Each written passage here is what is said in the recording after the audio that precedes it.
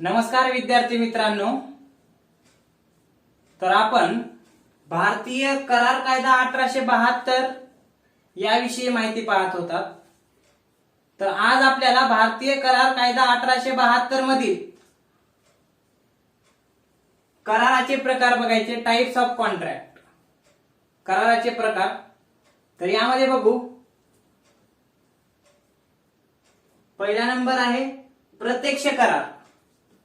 प्रत्यक्ष करार जेव्हा एक व्यक्ती आपल्या मनातील इच्छा दुसऱ्या व्यक्तीसमोर प्रस्तावाच्या माध्यमातून मांडत असतो, तेव्हा दुसरा व्यक्ती त्या प्रस्तावास लेखी किंवा तोंडी स्वरूपात संमती देतो, अशा करारास काय म्हणायचं? तर प्रत्यक्ष करार। आलं लक्षात? उदाहरणार्थ बघू,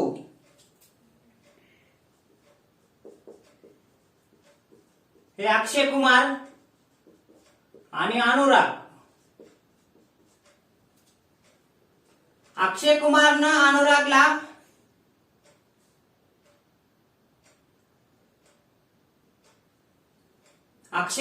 अनुरागला विचारतो की तू माझे घर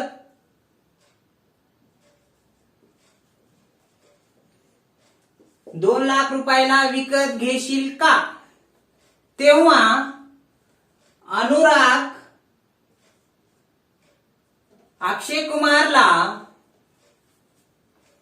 लेखी किंवा तोंडी स्वरूपात संमती किंवा स्वीकृती देतो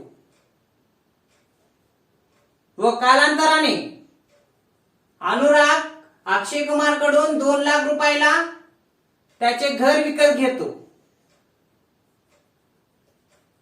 तेव्हा त्यांच्यात जो काही करार झालेला असतो तो म्हणजे प्रत्यक्ष करार।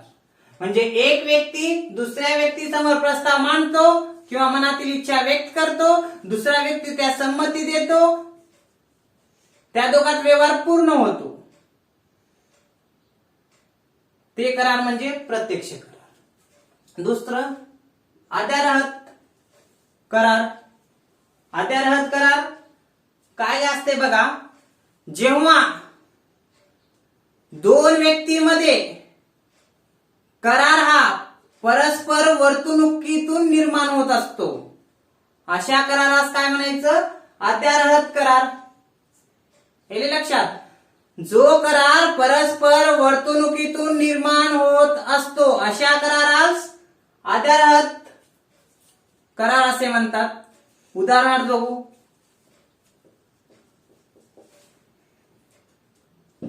भाजीवाला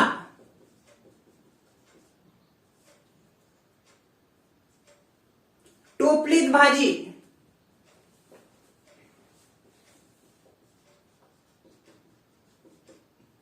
भाजी घेऊन बसतो। आपण त्या ठिकाणी जातो, त्याला ₹4 देतो, तेव्हा तो 250 ग्राम भाजी आपल्या पिशवीत देतो। आपण ती भाजी पिशवीत घेतो आणि घरी येतो, तेव्हा जो काही करार निर्माण होत असतो तेव्हा त्याला आद्यारहत करार म्हणायचं। वर्तणुकीतून जो करार निर्माण होत असतो। दुसरं उदाहरण बघू, रेल्वे तिकीट घरासमोर किंवा रेल्वे तिकीट काउंटर समोर उभे राहून आपण तिकीट घेतो, पैसे देतो, रेल्वे येते, रेल्वेत बसतो आणि पुढे जातो, अशा करारास आद्यारहत करार। किंवा बसने प्रवास करायचे, बसमध्ये तिकीट काढतो, पैसे देतो, प्रवास करतो। किंवा आणखी एक उदाहरण, हॉटेलात जातो, जेवण करतो, पैसे देतो, तेव्हा जो काही करार निर्माण होतो त्याला आद्यारहत करार। Implied contract. पुढला तादृश्य करार, क्वासी कॉन्ट्रॅक्ट. तादृश्य करार म्हणजे बघा, एखाद्या व्यक्तीने केलेल्या कृत्याचा फायदा दुसऱ्या व्यक्तीला होतो आणि त्या दोन व्यक्तीमध्ये कायद्याने करार निर्माण होतो, त्यास काय म्हणायचं तर तादृश्य करार, क्वासी कॉन्ट्रॅक्ट. म्हणजे एका व्यक्तीनं केलेल्या कृत्याचा फायदा जेव्हा दुसऱ्या व्यक्तीला होतो व तेव्हा त्या दोन व्यक्तीमध्ये किंवा त्या पक्षामध्ये कायदेशीर करार निर्माण होतो, त्यास तादृश्य करार, क्वासी कॉन्ट्रॅक्ट असं म्हणायचं. उदाहरण बघू.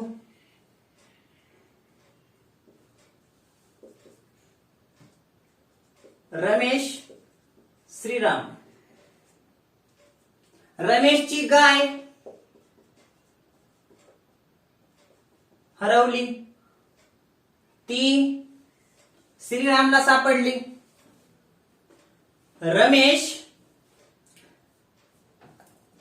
गाय शोधण्यासाठी निघाला, तेव्हा रमेशला आपली गाय श्रीरामच्या शेतात दिसली. तेव्हा तो श्रीरामकडे जातो आणि आपली गाय मागतो. त्यावेळी श्रीराम रमेशला म्हणतो, गायनं जे काही चारा खाल्लेला आहे त्याचे पैसे मला दे, मी गाय देतो. तेव्हा रमेश श्रीरामला पैसे देतो आणि आपली गाय घेतो. तेव्हा त्यामध्ये त्यांच्यामध्ये जो काही करार झालेला असतो तो तादृश्य करार. उदाहरणामध्ये एखादी व्यक्तीनं केलेल्या कृत्याचा फायदा दुसऱ्या व्यक्तीला जर होत असेल, म्हणजे इथं काय, गाय हरवली, गाय गेली दुसऱ्या व्यक्तीच्या शेतात, दुसऱ्या व्यक्तीनं त्याला गायला चारा पाणी केला असेल, गायीचा मालक आला, गाय मागितला, तेव्हा दुसरा व्यक्ती काय म्हणला, मी गायला चारा पाणी केलेला आहे, मला त्याचा जे काही खर्च झालेला आहे दे. तेव्हा पहिला व्यक्ती दुसऱ्या व्यक्तीला जे काही पैसे देतो त्यास तादृश्य करार असं म्हणायचं. म्हणजे त्यांच्यात जो काही कायद्याने करार निर्माण होतो ते नाही. उदाहरण समजा दुसरं घेऊ. डिलिव्हरी बॉय माहित आहे, डिलिव्हरी करणारा, अमेझॉन फ्लिपकार्टची डिलिव्हरी करणारा.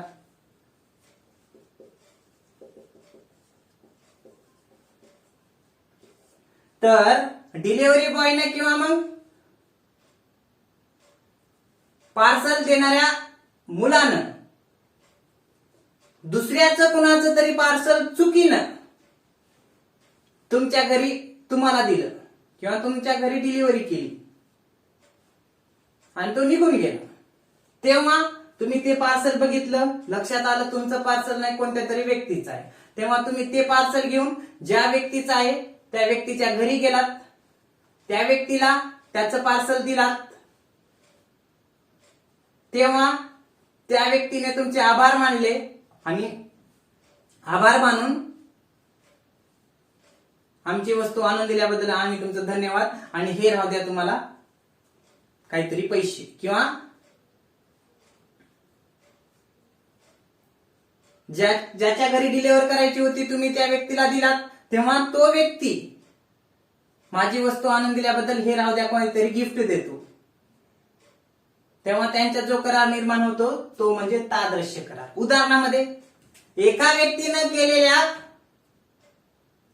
कृत्यामुळे जर दुसऱ्या व्यक्तीचा जर फायदा होत असेल तर त्यांच्यात जो काही करार निर्माण झालेला असतो त्याला तादृश्य करार. उदाहरणार्थ डिलिव्हरी बॉयच्या कृत्यामुळं म्हणजे ए बी घेऊ आणि ए डी घेऊ. डी बी ला डिलिव्हर करायचं होतं तर ए ला चुकीनं केलं. ए न बी ला जाऊन तुझी वस्तू म्हणजे तुमची वस्तू माझ्याकडे चुकीने आल्या ही घ्या. तेव्हा बी ए ला काहीतरी समजा 500 रुपये देतो. मग या ठिकाणी कृत्य कोण केलं, एकानं, म्हणजे ह्या दोघांमध्ये आधी करार झाला ना, हे लक्षात.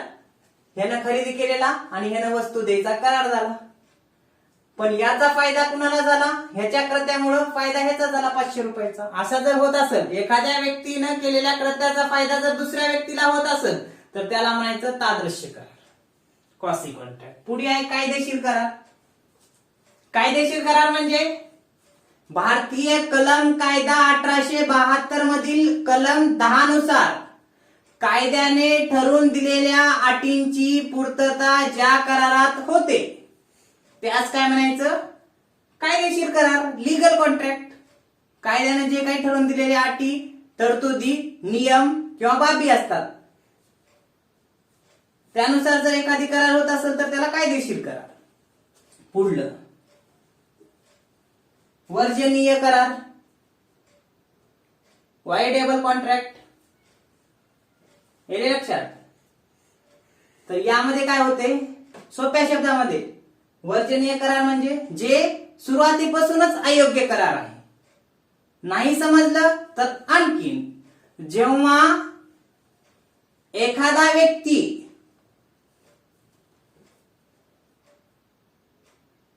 दुसऱ्या व्यक्तीकडून संमती मिळवण्यासाठी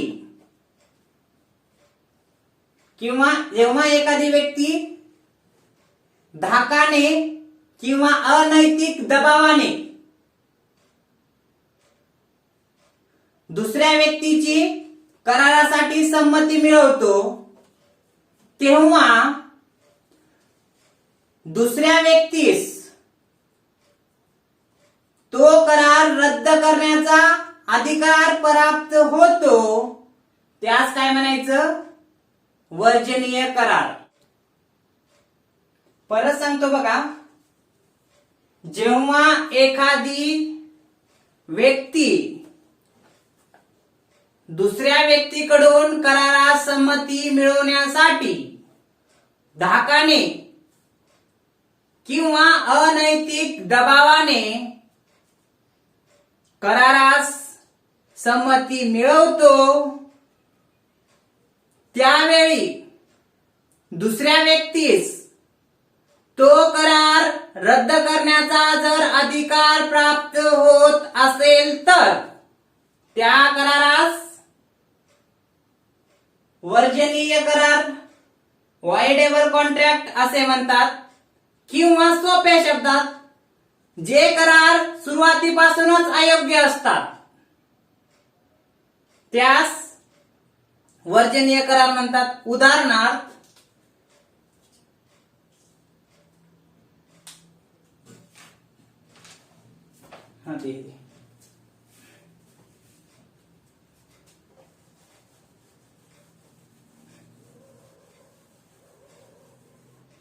बघा, उदाहरणार्थ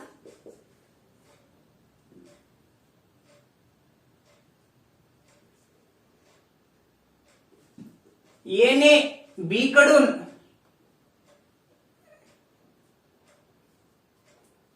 येने बी कडून त्याची बाईक 10,000 रुपयाला खरेदी करण्यासाठी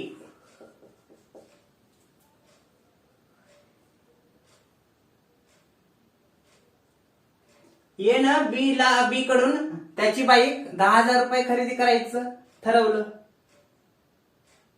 तेव्हा बी नाही म्हणला असेल. अशा वेळेस येनं काय केलं? त्याच्यावर दबाव टाकला किंवा अनैतिक स्वरूपातून त्याच्या कपाळावर म्हणा किंवा त्याच्या डोक्यावर गन ठेवली किंवा बंदूक किंवा पिस्तूल ठेवली आणि त्याच्याकडून त्या करारास, कोणता करार? बाईक विकण्याचा किंवा येला बाईक खरेदी करायची, बीला विकण्याचा करारास संमती घेतली. हे लक्षात. त्यास काय म्हणायचं? वर्जनीय करार. त्यानंतर बी कोर्टात जाईल, तो कायद्यानुसार ते काय अयोग्य आहे हे ठरवल. पण इथं काय झाले आपल्याला? वर्जनीय करार म्हणजे येनं बी कडून अनैतिक स्वरूपात किंवा दबावाने किंवा धाकाने संमती मिळवली. हे लक्षात. किंवा नाही समजलं हे तर सोप्या शब्दात दुसरं उदाहरण घ्या. काय? वेड्या,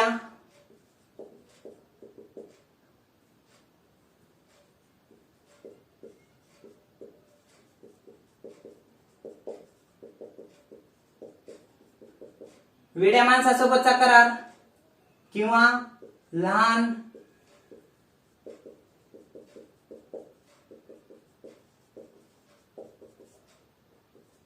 मुलासोबतचा करार. मी सांगितले वर्जनीय करार म्हणजे जो करार सुरुवातीपासूनच अयोग्य असतो किंवा एखादा व्यक्ती दुसऱ्या व्यक्तीकडून करारासाठी संमती मिळवण्यासाठी धाकाने किंवा दबावाने संमती मिळवतो, तेव्हा दुसऱ्या व्यक्तीस तो करार रद्द करण्याचा अधिकार प्राप्त होतो. अशा करारास वर्जनीय करार असं म्हणतात. इथं वेडा व्यक्ती अपात्र आहे, त्यासोबतच लहान मूल करारासाठी अपात्र असतो, मग हे अयोग्यच आहे सुरुवातीपासून करार, हे लक्षात.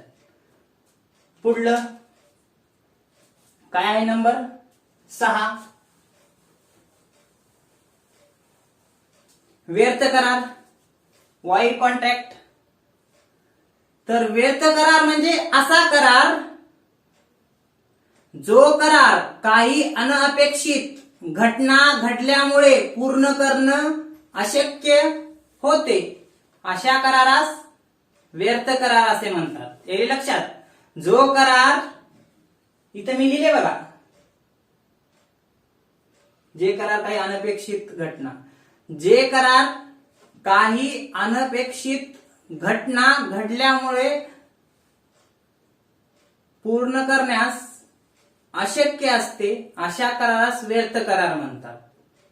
किंवा सोप्या शब्दामध्ये जे करार सुरुवातीला योग्य असतो पण शेवटी खराब असतो किंवा अयोग्य असतो, अशा करारास व्यर्थ करार म्हणायचं. वाईड कॉन्ट्रॅक्ट उदाहरण घेऊ, लक्षात येईल. उदाहरण बघा.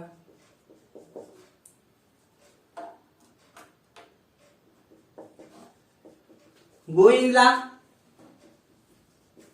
हॉर्स किंवा घोडा खरेदी करायचा होता. कुणाकडून? रामलाल कडून. गोविंदला घोडा खरेदी करायचा होता कुणाकडून? रामलाल. मग गोविंदनं काय केलं? घोडा पाहिला, दोघांमध्ये करार झाला, घोडा खरेदीही केला.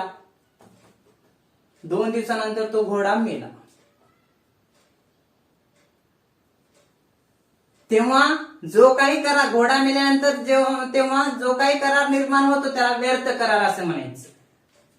वाईड कॉन्ट्रॅक्ट म्हणजे सोप्या शब्दात जो करार सुरुवातीला योग्य असतो पण शेवटी अयोग्य ठरतो किंवा काही अनपेक्षित घटना घडल्यामुळे पूर्ण करणं अशक्य असते, अशा करारास व्यर्थ करार म्हणतात. आपण पाहिलं उदाहरण. आता घोडा घेतला, हे लक्षात. हॉर्स, गोविंदला हॉर्स पाहिजे होता, मग आता ते शर्तीसाठी असेल किंवा मग ते काही जे असेल रेससाठी वगैरे खरेदी केला. 2 दिवसानंतर लगेच तो घोडा मेला. मग अनपेक्षित घटना कोणती आहे? घोडा मरण्याची. मग तेव्हा जो काही त्यांच्यातला करार झालेला आहे तो व्यर्थ करार म्हणून घोषित होतो, हे लक्षात. पुढलं पूर्ण करार. पूर्ण करार बघा, जेव्हा करारातील दोन्ही पक्ष आपापली जबाबदारी आणि कर्तव्ये तसेच करारातील ज्या काही बाबी ठरलेल्या असतात त्या पूर्ण करतात, त्या करारास काय म्हणायचं? पूर्ण करार. नावातच आहे पूर्ण, हे लक्षात. एक्झिक्युटिव्ह कॉन्ट्रॅक्ट,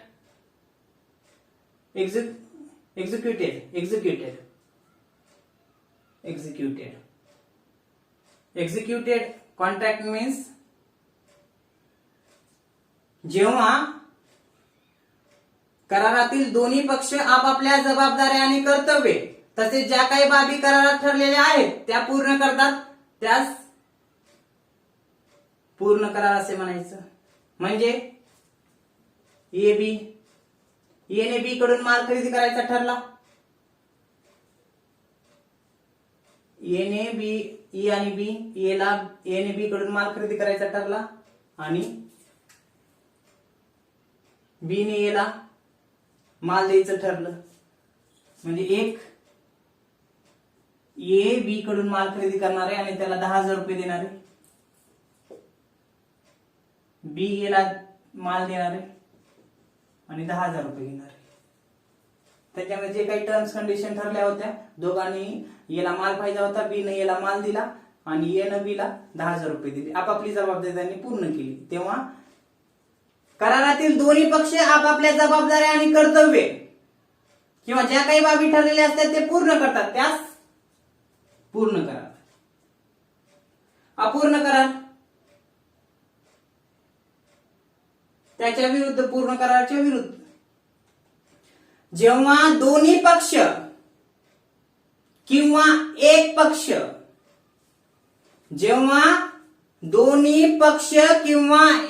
पक्ष करारातील किंवा करारानुसार आपापली जबाबदारी आणि कर्तव्ये किंवा करारात ज्या काही ठरलेल्या बाबी आहेत ह्या पूर्ण करत नाहीत, दोन्ही किंवा एक व्यक्ती, त्यास काय म्हणायचं? अपूर्ण करार. उदाहरणार्थ राम श्याम. रामने श्यामकडून माल खरेदी केला, श्यामने रामला माल दिला पण रामने श्यामला पैसे दिले नाहीत. आलं लक्षात? रामने श्यामकडून माल खरेदी केला, श्यामने रामला माल दिला पण रामने श्यामला पैसे दिले नाही. म्हणजे माल मिळाला पण पैसे दिले नाही. या दोघांमध्ये ठरलं होतं, राम आणि श्याम मध्ये, काय? तू मला माल दे, मी तुला पैसे देतो. श्यामनं रामला माल दिला पण रामने श्यामला पैसे दिले नाही. एक व्यक्ती जबाबदारी पूर्ण करत नाही, तेव्हा अपूर्ण करार. किंवा हेच उदाहरण, राम आणि श्याम.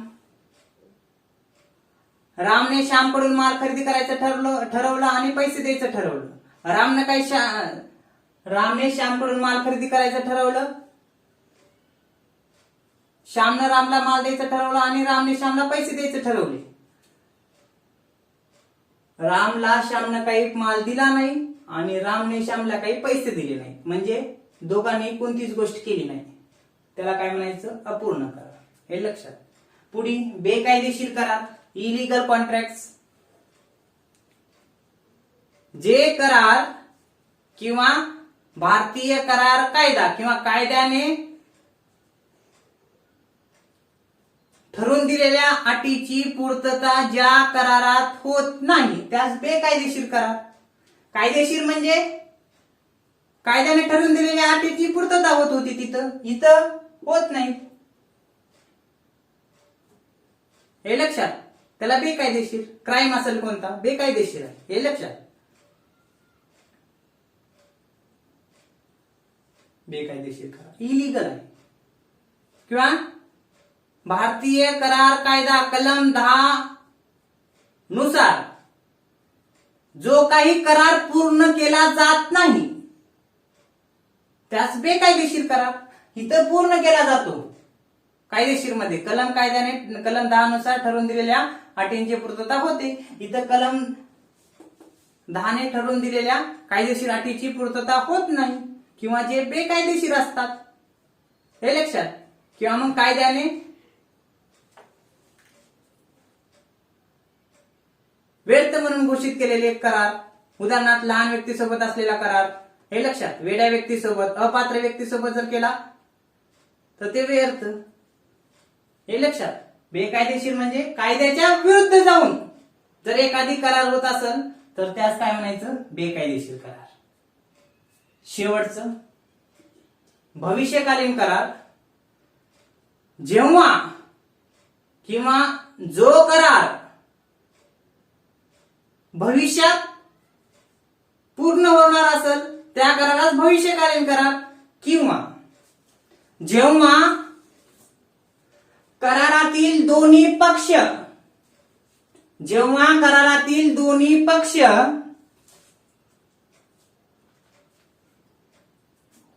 आपापली जबाबदारी आणि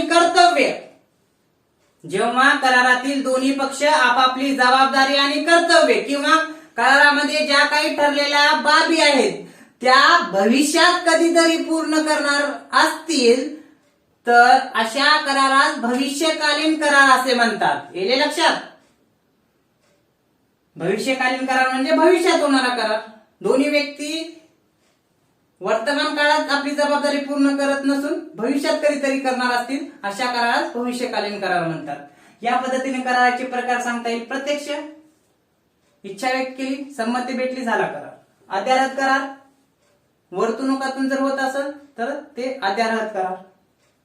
तादृश्य करार एखाद्या व्यक्तीने केलेल्या कृत्याचा फायदा जर दुसऱ्या व्यक्तीत असेल तर तादृश्य. कायदेशीर म्हणजे कलम 10 ने ठरवून दिलेल्या अटींची पूर्तता होत असेल तर कायदेशीर. वर्जनीय करार म्हणजे जो सुरुवातीपासूनच बेकायदेशीर असतो किंवा अयोग्य असतो किंवा धाकाने दबावाने संमती मिळवते आणि संमती देणाऱ्या व्यक्तीस रद्द करण्याचा अधिकार भेटतो. वर्जनीय करार. व्यर्थ करार अनपेक्षित घटना घडल्यामुळे जो काही करार निर्माण होतो त्याला व्यर्थ करार. पूर्ण करार दोन्ही पक्ष आपापली जबाबदारी पूर्ण करतात. अपूर्ण करार दोन्ही पक्ष आपापली जबाबदारी पूर्ण करत नाहीत किंवा एक करतो दुसरा करत नाही. अपूर्ण करार. बेकायदेशीर करार कायद्याविरुद्ध असेल तर बेकायदेशीर करार किंवा एखादी क्राईम वगैरे असेल, एखाद्या करारात क्राईम करायचा असेल तर तो बेकायदेशीर करार. भविष्यकालीन भविष्यात पूर्तता होणार किंवा होत असेल तर त्यात भविष्यकालीन करार. ओके, तर हा झाला कराराचे प्रकार. राहिलेला पॉइंट पुढल्या लेक्चरमध्ये घेऊ.